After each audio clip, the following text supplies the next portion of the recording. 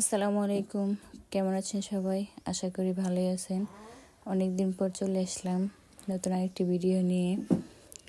আজকে আমার শ্বশুরের জন্য ইফতারির আয়োজন করছি। আমার শ্বশুর 26 দিন রাত্রে মারা গেছিল, তার জন্য আমরা প্রত্যেকবার ইফতার দেওয়া হয়, কিন্তু আমি দিতে পারি না, আমি থাকি না। এবার ছিলাম, তাই ভাবলাম যে এবার আমি নিজে হাতে রান্না করে আমার শ্বশুরের জন্য ইফতারের ব্যবস্থা করি। তাই এখানে আমরা আজকে খিচুড়ি দিয়ে মাংস রান্না করতেছি। এখানে মুরগির লেয়ার মাংস আছে, সেটা দিয়ে করতেছি। আজকে আমরা দুইজনে মিলেই এতগুলো রান্না বান্না করতেছি, কারণ ও আর আমি ছাড়া আমাদেরকে সাহায্য করার মতো কেউ নাই। তাই ও এসে আমাকে সাহায্য করতেছে, মাঝে মাঝে নাড়াচাড়া দিয়ে দিতেছে।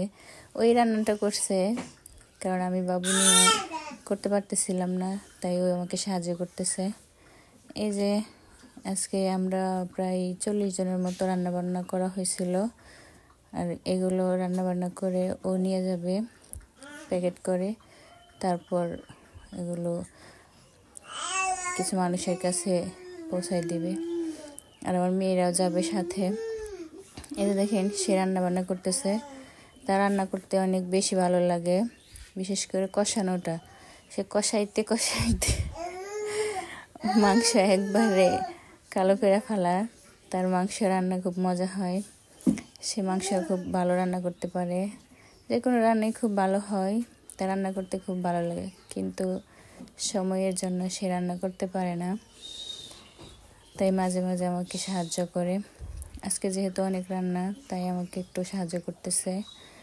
এই যে আমাদের এখানে মাংস কষানো শেষ প্রায়। এটা যেহেতু লেয়ার মুরগি, তাই একটু কষাতে সময় লাগতেছে। লেয়ার মুরগি সিদ্ধ হতে একটু সময় লাগে, সবাই জানেন। তাই একটু সময় নিয়ে ভালোভাবে এটাকে সিদ্ধ করে নিল। এখন এই যে মাংসটা রান্না শেষ, এখন খিচুড়ি রান্না করবে। তাই এখানে আমি চাউলগুলো ভালোভাবে ধুয়ে তাকে এনে দিলাম, সে চাউলগুলো দিয়ে দিতেছে। এখানে চাউল দেওয়া শেষ, এখন ভালোভাবে এটাকে রান্না করে নেবে। আর এগুলোকে রান্না শেষ হলে আবার এগুলো প্যাকেট করা লাগবে। প্যাকেট করে তারপর এক এক করে নিয়ে যেয়ে সবাইকে দিয়ে দিবে। আর আমাদের আশেপাশে কিছু মানুষ আছে, তাদেরকে দেওয়া হবে। সেই জন্য আমরা চাইতেছিলাম যে তাড়াতাড়ি করে রান্নাটা করে নিতে, যাতে বিকেলের মধ্যে আমাদের রান্নাটা হয়ে যায় মাগরিবের আগেই। আমরা আসরের মাঝখানেই সব কিছু কমপ্লিট করে ফেলছি, যাতে তাড়াতাড়ি ইফতারের আগে সবাইকে দিয়ে দিতে পারি। এই জন্য যেহেতু দুইজনই করতে হবে সব কিছু, তাই একটু সময় নিয়ে করতেছে, যাতে দেরি না হয়ে যায়। এই যে আমাদের রান্নাও প্রায় শেষের দিকে। এখন আমরা এগুলোকে প্যাকেট করব, প্যাকেট করে সবার দিয়ে দিব। খিচুড়িটা অনেক মজা হয়েছিল। সব কিছুর জন্য আলহামদুলিল্লাহ, সবাইকে ভালোভাবে দিতে পারছি, এটাই। আর সবাই আমাদের জন্য দোয়া করবেন, আমার শ্বশুর শাশুড়ির জন্য দোয়া করবেন।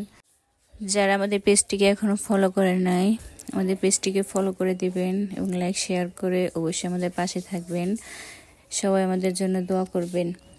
এই যে এখন আমরা সবগুলো প্যাকেট করে নিচ্ছি, এভাবে প্যাকেট করে সবাইকে দিয়ে দিব। আর আমাদের আশেপাশে যারা আছে তাদেরকেও দিয়ে দিব। এটা আমাদের প্রত্যেকবারই করা হয়, আমার হাজবেন্ড এটা করে থাকে। সে একাই 40-50 জনের রান্না করে ফেলতে পারে। সে একসময় ইটালিয়ান শেফ ছিল, এখন সে ভুলবশত বাংলাদেশে চলে এসেছে, তাই আমার রান্না করে তাকে রান্না করতে হচ্ছে।